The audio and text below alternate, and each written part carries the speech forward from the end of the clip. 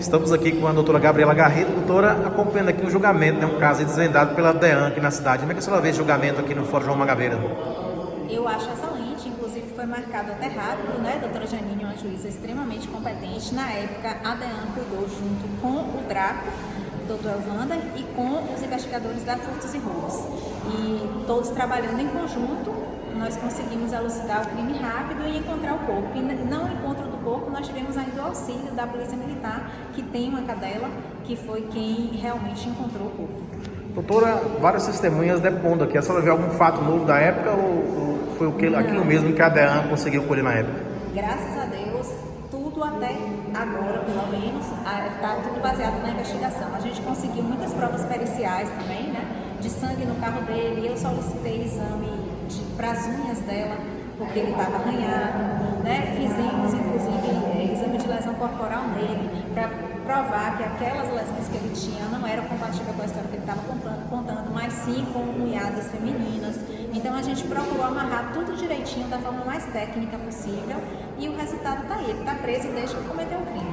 Esperam condenação para esse acusado?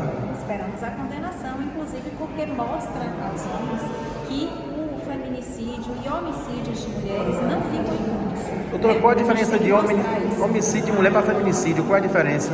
Bom, o homicídio foi qualificado porque a vítima e o autor, eles não mantinham uma relação íntima, né? Uma relação sexualmente falando, eram apenas amigos. Mas o homicídio qualificado, com 3 qualificadoras, ele tem a mesma pena, porque o feminicídio ele não deixa de ser um homicídio qualificado, mas ele é qualificado em função da vítima ser mulher, em alguns casos específicos, relação familiar, coabitação, ou então por uma questão específica de gênero, tá? Que é aquilo que a gente vê no serial killer, que só mata a mulher de determinado cabelo, de determinada cor. Isso aí também se enquadra nos crimes de feminicídio. Mas o homicídio qualificado, ele tem a mesma pena, tendo em vista que o feminicídio não deixa de ser um homicídio qualificado. A senhora esteve presente no acompanhamento do corpo, né? Como é que a senhora viu o corpo da empresária naquela época lá? A senhora se lembra? Conte pra gente como é que a senhora vê a situação do corpo lá. A gente não esquece os corpos que a gente vê no exercício profissional. Infelizmente, a gente queria até esquecer, mas a gente não esquece. E ela mostrava que as lesões do corpo eram compatíveis de alguém que tentou se defender. Mas, infelizmente, a gente não pode comparar a força física de um homem com a força física de uma mulher, né? E ela acabou por ser estrangulada por ele, as marcas estavam bem aparentes no pescoço, ela também apresentava marcas na face, um dos olhos dela estava muito roxo. Ela ainda estava de máscara, porque foi bem na época da pandemia, né? E ela tinha também algumas lesões no corpo. Ela lutou pela vida dela, né? Ele chegou a confessar na época? Como é que foi a história? Ele não confessava especificamente, ele mandava as informações através do advogado. Então ele não chegou a confessar diretamente na época, né? Não. Mas assim, a prova supriu. E hoje aqui o trabalho sendo finalizado, né, da DEAN, né? Dá muita satisfação, né?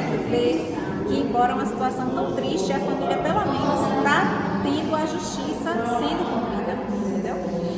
E hoje a gente cumpriu o nosso papel. Infelizmente não conseguimos impedir a morte dela, né? Ninguém esperava que um amigo, que ela emprestava dinheiro, que ela ajudava, fosse fazer isso com ela. Ela não tinha como esperar isso. Mas pelo menos a gente está dando esse conforto à família, né? E agora esperar o resultado do júri, né? Esperar o resultado do júri, porque o júri é soberano.